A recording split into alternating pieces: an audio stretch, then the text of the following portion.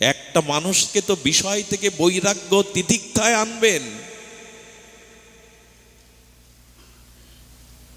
বিবেক জাগে এই ভাগবতে, তবে লক্ষ্য করতে হবে সেই ভাগবত যেন তত্ত্বের উপরে প্রতিষ্ঠিত হয়। সুধীজন, মন এবং বিষয় বললেন এদের ভেদ করব কি করে? বলে ভেদ তো নাই, ভগবান হংসরূপে অবতার বলছে ভেদ নাই। খুব ধ্যান দিন, এ কথা মায়েদের ঘুম পাড়ানির কথা। যারা যা বুঝতে পারে না তারা, তাদের ভিতরে আগ্রহ থাকে না। এই জন্য ভাগবতগণ গল্পের ছলে, উপাখ্যানের ছলে সরল করে বলার চেষ্টা করেন। কিন্তু তত্ত্ব না জানলে আমরা ভেতরে যেতে পারবো না।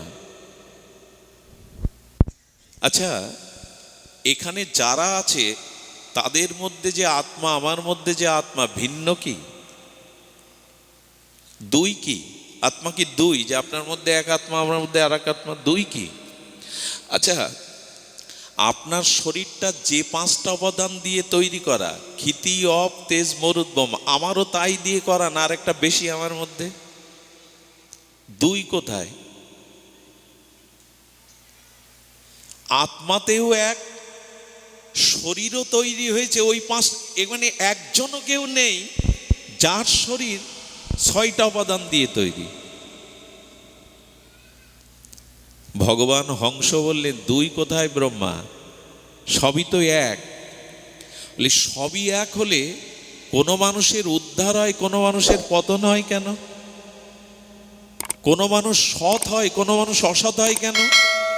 ভগবানের কথা তো সাধারণ হতে পারে না। সচ্চিদানন্দময় পূর্ণ ব্রহ্ম ভগবানের কথা সাধারণ না। বললেন দেহের উপাদান এক। আপনার ঘরের চিনি, আমার ঘরের চিনি আলাদা মিষ্টি লাগবে কি? দেহ এক, একই উপাদান দিয়ে তৈরি, আত্মা এক, এত ভেদ কেন? আমি অসৎ, আপনি সৎ কেন? আমি পতন হচ্ছি, আপনি উদ্ধার হচ্ছেন কেন? তত্ত্ব তো এক। এই জন্য বলা হয় কি জানেন, আকারে সবাই মানুষ কিন্তু সবাই মানুষ না। এখানে আমাদের মানুষের আকার তো, নারী পুরুষ সবার তো মানুষের আকার, সবাই মানুষ না। এক দাদু তার নাতিকে সাধু দর্শনে নিয়ে গেছে। সাধুকে সাষ্টাঙ্গে প্রণাম কর দাদু। প্রণাম করার পরে বলছেন, সাধু বলছেন কি আশীর্বাদ করব? বলেন আশীর্বাদ করুন ও যেন মানুষ হয়। সাধু হেসে বললেন দুটো হাত, দুটো পা, দুটো চোখ, ও তো আমার মতোই মানুষ, হাতি ঘোড়া না। তা আমি ওকে আবার মানুষের আশীর্বাদ কি করব? এ কথার দ্বারা কি প্রমাণ হয়? আকারে মানুষ হলেও সকলে আমরা মানুষ নই। উনি বললেন আকারেও মানুষ, যাতে প্রকৃত মানুষ হয় আপনি সেই আশীর্বাদ ওকে করুন। এই প্রকৃত মানুষ হওয়ার আমাদের যে বিবেক, আমাদের যে চেতনা, এই চেতনা বিবেক কখন হয়? বললেন যে মানুষের মধ্যে আত্মা এবং শরীর তত্ত্ব এক হলেও বিভেদ শুধু এই বিবেকই করে দেয়। একজনের বিবেক জাগ্রত আর একজনের বিবেক ঘুমন্ত। দুর্যোধনের বিবেক জাগ্রত নয়, যুধিষ্ঠিরের বিবেক জাগ্রত। দুইজন একই সাথে দাঁড়িয়ে, একই কুরুক্ষেত্রে দাঁড়িয়ে। একজন সন্ধ্যার অন্ধকারে 99 ভাই হারিয়ে, 99 ভাইয়ের বিধবাদের চোখের জল আর চিতা জ্বলছে, মৃত্যু যন্ত্রণায় কাতরাচ্ছে দুর্যোধন, পাশে গালে জল দেওয়ারও কেউ নেই। আর একজন যুধিষ্ঠির 5 ভাইকে নিয়ে মহাপ্রস্থানের পথে চলেছেন। ভগবানের পথে, মহাপ্রস্থানের পথে চলেছেন। দুর্যোধন আর যুধিষ্ঠিরের এই পার্থক্য কেন? একজন কুরুক্ষেত্রে সব হারিয়ে চোখের জলে সন্ধ্যার আধারে মৃত্যু যন্ত্রণায় কাতরাচ্ছে, আর একজন 5 ভাইকে সাথে নিয়ে যুধিষ্ঠির চলেছেন মহাপ্রস্থানের পথে। মহাপ্রস্থানের পথে মহাপ্রস্থান কাকে বলে? যে পথে গমন করলে আর ফিরে আসতে হয় না তাকে বলে মহাপ্রস্থান। যে পথ দিয়ে যুধিষ্ঠির যে পথ দিয়ে গিয়েছিল, আমাদের আচার্যরা কি বলেন জানেন? ওইখানে এখনো যুধিষ্ঠির যে পথ দিয়ে গিয়েছিল ওই পথটার যে বরফগুলো আছে সব ছাইয়ের রং। কিসের রং? শুভ্র ছাইয়ের রং, চারিদিকে যেন ছাইয়ের গাদা। আচার্য বললেন কেন জানো? কামনা বাসনা বিবেক দিয়ে চরিত্র দিয়ে যারা পুড়িয়ে ছাই করতে পারে তারাই ওই পথে যেতে পারে। ভোগ বাসনা প্রবৃত্তি বিবেক চেতনা দিয়ে যারা পুড়িয়ে ছাই করতে পারে তাদের ওই পথ। দুর্যোধনের ওই পথ নয়, ও কাতরাচ্ছে মৃত্যু যন্ত্রণায়। ভীমের গদার আঘাতে উরু ভেঙে ছটপট করছে মৃত্যু যন্ত্রণায় অন্ধকারে।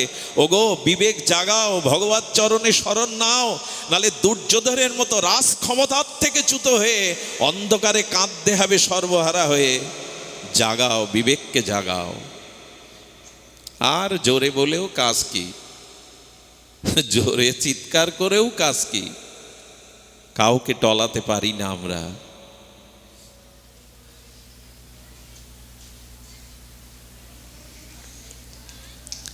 এই হলো পরিণতি। বিবেক না জাগলে এই সংসারে বারবার দুর্যোধনের মতো রক্তাক্ত শোকাক্ত হয়ে কাতরাতে হবে, পাশে কেউ নেই। এই জন্য ভগবান বললেন, হংস অবতার বললেন, ব্রহ্মা এই দুটি একই সাথে অঙ্গাঙ্গিভাবে জড়িত। তবে শোনো, এই সংস্কার নিয়েই মানুষের উত্থান পতন, কল্যাণ অকল্যাণ হয়। তবে ব্রহ্মা দ্বিতীয় প্রশ্ন করলেন, প্রভু মন বিষয়ের সাথে মেশে কেন? খুব ধ্যান দিয়ে শুনুন, জানি না এই প্রসঙ্গ কেন এলো। মন আর বিষয়ে মিশলো কি করে, আর এদের আমি ভেদ করব কি করে? এই প্রশ্নের উত্তরে দুটি কথা, বেশি সময় নেওয়ার অধিকার নেই, আসতেও বিলম্ব হয়েছে। শুনুন, মিশলো কেন? এই যে বিষয় আর মন একীভূত হলো কখন, হলো কেন? এর উত্তরে বলছেন, শুনুন, এর উত্তরে বলছেন একীভূত হয়েছে দুটি কারণে। একটি হলো অহমতা আর একটি হলো মমতা। কি বলা হলো? অহমতা আর মমতা, এই দুটি মন আর বিষয় মিশে যাওয়ার কারণ। অহমতা হলো এই দেহ আমি, অহমতা হলো এই দেহ আমি ভগবানের নিত্য দাস নয়, এই দেহ আমি বিল্বমঙ্গল, এই দেহটা আমি। এই রক্তমাংসের পিণ্ড দেহে আমি বুদ্ধির নাম হলো অহমতা। অহম যে আমি, আমিটা অহমতা। আর এই দেহের সাথে যে যুক্ত স্বামী স্ত্রী পুত্র ওরা আমার, আমি এবং আমার, অহমতা আর মমতা, এই কারণেই বিষয় আর মন একসাথে মিশে গেছে। আমি আমার, দেহ আমি, আর দেহজাত সম্পর্কে স্ত্রী পুত্র আমার। আচ্ছা, এরা কি আপনার? এ কথা আমরা সবাই বলবো ঘাড় নেড়ে, কেউ কারো নয়। ও তো গানে বলি, সংসারে কি করি? বিজয় সরকারের গানে হেলে দুলে গাই, এই পৃথিবী যেমন আছে তেমন ঠিক রবে, সুন্দর এই পৃথিবী ছেড়ে একদিন, খুব হেলে দুলে গায়। যতই হোক জমিদারি, ঘড়ি ট্যান্ডেস্টার, সাথে কিছু যাবে না, কেমন হিলে দুলে গায়। এখানেও ঘাট নাড়ি, কেউ কারো নয়, কিন্তু বাড়ি সংসারে এক হাত জায়গা ভাই ভাইয়ের জন্য মামলা যখন করে, এক হাত জায়গার জন্য।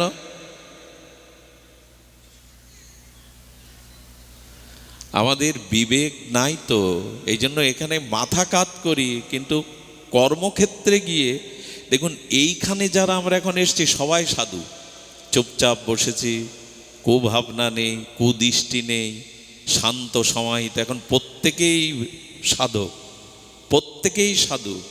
আপনার পরিচয়, প্রকৃত পরিচয় হবে ব্যবহারে গিয়ে সংসারে। ওইখানে কতটুকু আপনার ত্যাগ, বৈরাগ্য, মানসিকতা, ধৈর্য, ওইখানে 3 ঘন্টা মন্দিরে চোখ বন্ধ করে ভগবানের ধ্যান করলে ভগবান তাকে ভক্ত বলেনি। সংসারে জগতে, ব্যবহারিক জগতে আপনার মনুষ্যত্ব, মানবতায় আপনাকে পরিচয় করিয়ে দেবে ভগবানের কিনা আপনি। আমরা মন্দিরে গিয়ে সব সাধু, এখানে এসে সব হরিবল হরিবল, কিন্তু ব্যবহারে কতটুকু ত্যাগ আছে আমার কাছে? পরিবারের জন্য আমি কতটুকু স্বার্থ ত্যাগ করতে পারি? এই ব্যবহারটুকুই আমাদের নৈতিক পরিচয়ের। এই জন্য বললেন, আচ্ছা যেদিন আমি জন্মালাম পিতামাতার সাথে নিয়ে জন্মালাম, সব কথার একটু উত্তর দিতে হবে। পিতামাতার সাথে নিয়ে জন্মালাম, জন্মের পরে তো বাবাকেও চিনতাম না, যাকে তাকে বাবা বলতাম। মাই বললো ও তোর কাকা, বাবা না। ও তোর দাদু, বাবা না, বাবার বাবা বলে দেয় কি না? মানে বাবা মার সাথে নিয়ে আসিনি, বিয়ে করে এসেছিলাম তো জন্মাবার সময়। বউ নিয়ে এসছিলাম, বউ বর নিয়ে এসছিল। বাড়ি, সম্পত্তি, স্ত্রী, পুত্র, পিতামাতা কাউকে আনিনি। আর মরে যখন গেলাম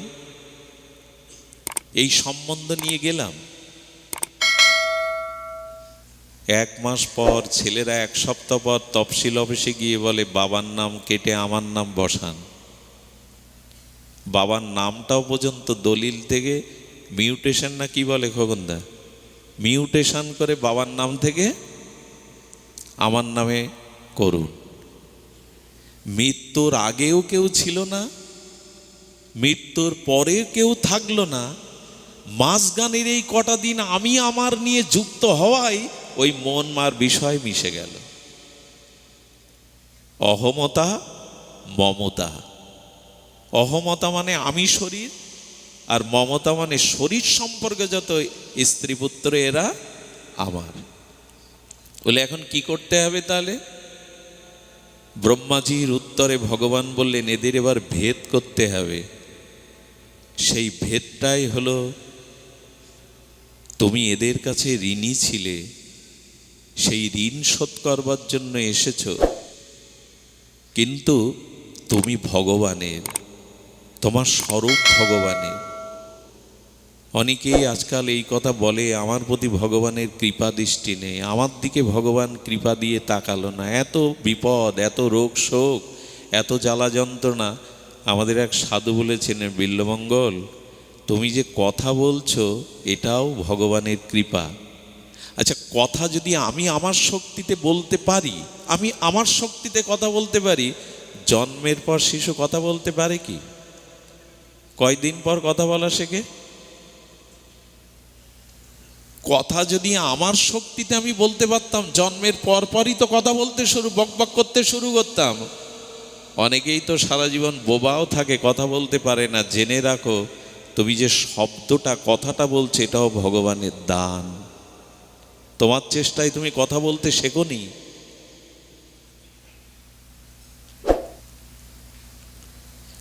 একটা বিষয় যদি ভগবান তুলে নিত, শুধু মায়ের বুকের দুধটা,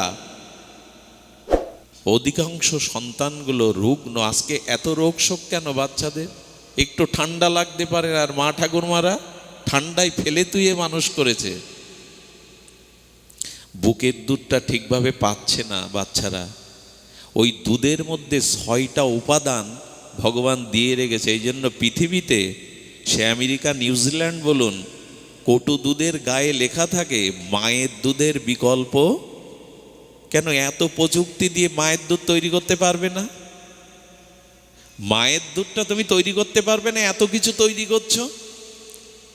বলে ওটাই তো ঈশ্বরের দান, ওইটা অন্য কেউ করতে পারবে না। পারবে ডাক্তারবাবু? মায়ের দুধের বিকল্প হবে? ওটা নষ্ট হয় না। কতটুকু উপাদান ওতে দিলে ওই সন্তানের জীবনী শক্তি, রোগ নিরামক ক্ষমতা জাগবে, এটা ভগবান জেনে রক্তের মধ্যে ওই দুধটা দিয়ে দিয়েছে। এই ভগবান আপনার প্রতি কৃপা করছেন না? এই ভগবান আপনার দিকে তাকাচ্ছেন না? এই জন্য ভগবান কৃপার ডালি নিয়ে বসেছেন, শুধু পাত্রের অভাব। পাত্র বলতে ওই বিবেকটার অভাব, তপস্যার অভাব, যেখানে ওনার কৃপাটা রাখবেন। সুধীজন, এই জন্য বললেন আমি এবং আমার, এই হলো সর্বনাশের মূল কারণ। দেখুন অদ্ভুত এই জগৎ। আমি আমার করতে করতে মরার সময় কি করি জানেন? হরিদাস ঠাকুর মরার সময় গৌর চরণটা বুকে নিলেন আর নয়ন প্রভুর নয়নে দিলেন, দুই হাত দিয়ে বৈষ্ণবের চরণধলি অঙ্গে মাগলেন, আর শ্রীকৃষ্ণ চৈতন্য বলতে বলতে দেহত্যাগ করলেন। আমি কি করব জানেন? আমি মৃত্যুর সময় বিছানা বালিশ আগড়ে ধরব। দেখবেন মানুষ মরার সময় যে খাটে থাকে, বিছানা থাকে, এরকম আটকে ধরে, মুট করে ধরে। তার মানে আমি আমারে এতটা জড়িয়ে গেছি, শেষের দিনে হাত তুলে তাকে সমর্পণ করবার মতো অভ্যাস জীবনে করিনি। ওইখানেই জড়িয়ে রাখে আমি আমার রূপে, আমি আমার রূপে জড়িয়ে রাখি। হাতের মুঠোটা ছাড়ুন, তার মানে কিছুটা ত্যাগ করতে শিখুন, নাহলে শেষের দিন ওই মুঠোই, হাতের মুঠোয় না স্ত্রীর হাত ধরে মরবেন। ওই হাত ধরে মরলে পার হওয়া যাবে তো? বড় খোকা তুই কই বলে ওর হাত ধরে গলা জড়িয়ে ধরে মরলেন। ওই বড় কোকার টানে, ওই গিন্নির টানে আবার আপনাকে এই ঘোলের মধ্যে আসতে হবে। হাত দুটো তুলতে তো শিখতে হবে শেষের দিনে, যাতে হা গৌর আমায় গ্রহণ করো। এই জন্য বিবেক জাগাতে হবে। সাধু, এখানে মাঝে মাঝে মানুষ হাত তোলে। আচ্ছা, এইভাবে যদি সপ্তাহে 2-3 দিন সাধু সঙ্গ করে হাত তোলা অভ্যাস হয়, শেষের দিনে এই অভ্যাসটা কাজে লেগে যেতে পারে। আর হাত তুললেন মানে উনি হাত বাড়িয়ে দেবেন, হাত তুললেন মানে উনি হাত বাড়িয়ে দেবেন। বিছানা আগড়ে ধরি, আমি যাব না, আমি যাব না। জম শুনবে তো আপনার কথা যে তুমি যাবে না? এই জন্য এই বিবেক যার জেগে যায়, সে ভগবানকে বলতে শুরু করে, প্রভু আমার শেষের দিনে পিতা নয়, মাতা নয়, স্ত্রী নয়, পুত্র নয়, নয়নে হেরিব তোমার ও চন্দ্রবদন। হ্যাঁ, নয়ন হেরিবে তোমার ও কমল বদন। আর জিহ্বায় উচ্চারিব শ্রীকৃষ্ণ চৈতন্য নাম, এই মতো ইচ্ছা মোর ছাড়িব, হৃদয়ে ধরিব তোমার ও কমল চরণ। এই দেখুন ভক্ত কি বলছে, হৃদয়ে ধরিব তোমার ও কমল চরণ, নয়নে হেরিব তোমার ও চন্দ্র বদন। আমাদের হবে তো মৃত্যুর সময় এইটা বলতে পারবো তো, প্রভু আমার নয়ন ভৃঙ্গ দিয়ে তোমার কমল বদন মধুর রস পান করব, আর আমার হৃদয় দিয়ে তোমার চরণ দোকানা আতুলো রাঙা চরণ দোকানা জড়িয়ে ধরবো, আর জিহ্বাকে বলবো শ্রীকৃষ্ণ চৈতন্য বলো, শ্রীকৃষ্ণ চৈতন্য বলো, কৃষ্ণ বলো। পারবো তো? এই পারার জন্যই বিবেক জাগাতে হবে। আমি আমারটা একটু দূরে রাখতে হবে। এরা প্রকৃত আমি এবং আমার এই শব্দটি নাই। তখনই ব্রহ্মাকে এই হংস অবতার বললেন যে অহমতা এবং মমতা যেদিন দূর হবে আত্মজ্ঞান বিবেকের দ্বারা, সেই দিনই তুমি এই বিষয় থেকে মনটা আলাদা করতে পারবে। খুব ক্ষুদ্রভাবে যদি বুঝি আমরা, দুধ আর জল মিশিয়ে দেন, মিশবে কি না?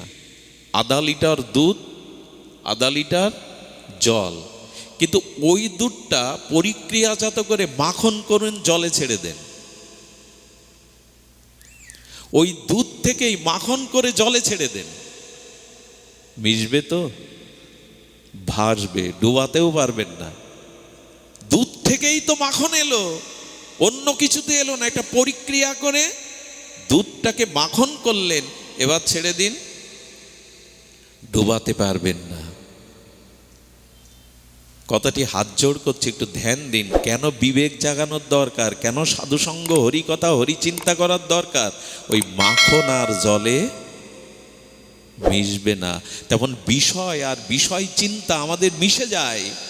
যাদের তপস্যা আছে, যাদের সাধুসঙ্গ আছে, যাদের হরিচিন্তন আছে, যারা বিবেককে জাগাতে পেরেছে, তারাই কেবল মনের থেকে বিষয়টাকে আলাদা করতে পারে। এই হলো সমাধান। আচ্ছা, একটা মজার ঘটনা দেখেছেন? নদীতে, সাগরে, পুকুরে মরা মানুষ ডুবে মরে না জ্যান্ত মানুষ ডুবে মরে? আর মরা মানুষ, এই যে কেমন একটা চিন্তা করলে একটা কিরকম ঘোল পাকিয়ে যায় না? জ্যান্ত মানুষ যদি ভাসে তাহলে আর মানুষ মরতো না। বেটা মরে গিয়ে ভাসলি, জ্যান্তে ডুবে মরলি কেন? এর উত্তর কি? জ্যান্ত মানুষ ডুবে মরছে, অথচ যেই মরল সে ভাসতে শুরু করলো, কুল পেল, ভাসতে ভাসতে কুলে গেল। আমাদের আচার্যরা কি বললেন জানেন? বিজ্ঞান কি বলেছে আমি জানি না, আমি মূর্খ। তবে আমাদের আচার্যরা বলেছেন, এই আমি আমার, এই অহমতা মমতা যেদিন মরবে সেদিন সংসার আর ডুবাবে না। সংসার সেদিন তোমাকে ভাসিয়ে ওই কুলে নিয়ে যাবে। অহমতা মমতা যেদিন ডুবে মরবে সেই দিন তুমি ভাসবে, এর আগে ভাসতে পারবে না। আমি আমার, চারিদিকে দেখুন এই এই দুটোই শব্দ, আমি আমার। আমি কে জানিস? এই এই অনুষ্ঠান আমিই করেছি। এই ভাগবত পাঠ একমাত্র আমার পাঠেই এত লোক আসে, আমি পণ্ডিত।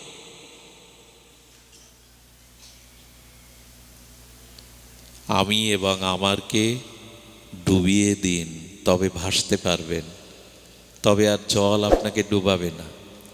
আর কিছুটা সময় সৎ কাজে, সদ্ভাবনায় 60 দিন একেবারে সংসারে পোকার মতো ডুবে থাকবেন না, বেরোন।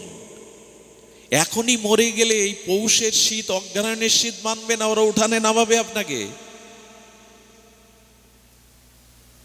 এই সংসার কেমন জানেন? বুধাটায় আমাদের এক, তাকে সাদা পিসিমা বলতাম, এত টুকটুকে সাদা, দেখতেও কেমন ছিল। আমাকে খুব আদর করতেন, আশীর্বাদ করতেন। একদিন পাঠ থেকে রাত 1টার সময় শুনলাম মারা গেছে পিসিমা। নিজের পিসিমা নয়, পাড়ার। তার মুখখানা দেখার জন্য গিয়ে কি দেখলাম জানেন? আমার খুব বাস্তব অভিজ্ঞতা। দেখলাম উঠানে তুলসী তলায় শোয়ানো রয়েছে, কাঁথা দিয়ে ঢাকা। এখানে কেউ নেই কেন? আমি দেখলাম ওই মৃত পিসিমার মাদুরের সাথে একটা সুতো টানানো। ওই সুতোটা ওনারোতে ছুঁয়ে রাখতে হয়, পাশে থাকতে হয়, কিন্তু শীতের দিনে ছেলেরা আর ওই উঠানে থাকতে পারছে না, এই জন্য বারান্দাতে সুতাটা ধরে শুয়ে পড়েছে। এরই নাম জগৎ। আপনার স্ত্রী, কোনো পুরুষের স্ত্রী মারা যাক, সবার কথা বলছি না, ওই চিতায় যখন পোড়ায় না, পুরনো স্মৃতিগুলো কুরে কুরে খায়। ঘরে এনেছিল তো কত মধুময় স্মৃতি। তখন একটু বুকটা ডুবরে কেঁদে উঠে বলে, আর কাউকে ভালোবাসবো না। 6 মাস যেতে পারে না, সুর বদলে যায়, একাকী বাঁচা যায়, আবার একজনের হাত ধরে তাকে ঠকায়। এর নাম জগৎ, এর নাম জগৎ। এই জন্য আমি আমার, এর থেকে একটু বেরিয়ে আসুন, সংসার থেকে একটু গতাগতি বেরোন। আচ্ছা, জলে পড়ে গেলে হাত পা ছোড়াছুড়ি করলে ডুবে যাবেন আপনি? যতক্ষণ জলে হাত পা ছুড়বেন ততক্ষণ জলের ক্ষমতা নেই আপনাকে ডুবে। যেই হাত পা ছোড়া বন্ধ করবেন, যতক্ষণ এই সংসারে আমি আমার বাইরে এসে একটু মানুষের কল্যাণ চিন্তা, সৎ চিন্তা, ত্যাগ, বৈরাগ্য দ্বারা ছুড়ে দিতে পারবেন, কিছুটা ছুটতে পারবেন এই সংসারে, মায়াময় সংসারে সাগরে, ততক্ষণ সংসার আপনাকে ডুবাবে না। এই মুহূর্তে দেখুন না, অনেক মুখগুলো তো আমার চেনা, এই মুহূর্ত সংসার আপনাদের ডুবাচ্ছে না, বিষয় চিন্তায়, কামনা বাসনায় ডুবাচ্ছে না। কারণ এখন দেহকে আমি আমারকে ভুলেছেন। এখানে পাশে স্ত্রী বসে থাকলেও তার কথা আপনার মনে নেই। অহমতা মমতা ভুলে গেছেন বিদায় এখন আপনি ভাসছেন, এখন ডুবছেন না কেউ। বিষয় আপনার মনের মধ্যে এখন প্রবেশ করবে না। একটু ত্যাগ করুন, আসুন শুদ্ধ ভক্ত সঙ্গে আসুন, কিছুটা হরিকথা ভগবত ভজনে সময় ত্যাগ করুন। 24 ঘন্টার মধ্যে 2 ঘন্টাও যদি ভজন না হয়, দাবি কি করে করি আমার কল্যাণ? অন্তত 2 ঘন্টা হরিকথা ভজনে কাটাবেন। আমরা এখানে অনেকেই এসছি, বাইরে যান, পাপড়ের দোকানে ভাজার দোকানে যান। এখন আমরা কিন্তু সকলে হিন্দু, প্রায় হিন্দু, এখানে নাই তারা। এই জন্য বিবেক জাগাতে হবে। সৎসঙ্গে গিয়ে যদি বিবেক না জাগে, অহমতা মমতা ত্যাগ না করতে পারি, তবে জানবেন এরকম কোটি জন্মেও আসা যাওয়া আর এই আসরে আসা, অনুষ্ঠানে আসা, এর সফলতা নাই। এজন্য ব্রহ্মাজিকে ভগবান হংস অবতারে বলেছিলেন, ব্রহ্মা, অহমতা মমতা ত্যাগ করলেই তুমি বিষয় থেকে মনটাকে ভিন্ন করতে পারবে, তার আগে নয়। এই জন্য আমাদেরকে সিদ্ধান্ত পথে এগোতে হবে যে প্রভু, এই অহমতা মমতা যেন ত্যাগ করতে পারি। তবে সেই ত্যাগের জন্য আমি আপনাদের বলবো, সেবা চাই। সেবা ভিন্ন এটা হবে না। মহতের সেবা, মহতের সঙ্গ, এছাড়া আমাদের চেতনার জাগরণ। মহৎ কৃপা বিনা কোনো কার্যে ভক্তি নয়, কৃষ্ণ ভক্তি রহুক দূরে, সংসার নহে ক্ষয়। মহতের সেবা বিনা, মহতের সঙ্গ বিনা বললেন সংসার ক্ষয় হবে না। কৃষ্ণ ভক্তি তো অনেক দূরের কথা, সংসারের আসক্তি অহমতা মমতা ক্ষয় হবে না যদি মহৎ কৃপা না হয়। আমি কদিন আগে যেন বলেছিলাম, সাধু দেখলে, শ্রীগুরু দেখলে মানুষ মাথায় পেতে দেয়, বাবা একটু মাথায় হাত দিন। দেয় কিনা? আমরাও দেই কিনা? আচ্ছা, সাধু বা গুরুদেবের হাতে কি আছে? জুয়েল আইসের জাদু? রুমাল কবুতর করতে পারবে? মাটি মিশ্রি করতে পারবে? গুরুদেবের হাতে তো ওটা নাই। কাগজগুলো টাকা করে জাদু দেখাবে, গুরুদেবের সাধুর হাতে তো ওটা নাই। সাধুর হাতে আছে কি যে মাথা পেতে দেই আমরা? আচ্ছা, যারা মাথা পাতে তাদের কাছে প্রশ্ন করুন তো, হাত দিতে বলেন কেন মাথায়? যারা ভজন করে না, যারা ভগবানের প্রিয় পাত্র ভক্ত না, এদের হাতে কিছু আছে। এদের হাতে কি আছে শুনুন। আমি আগেও বলেছি, হোটেল বয়ের রান্না আর নিজের মায়ের হাতের রান্না এক হয় কি?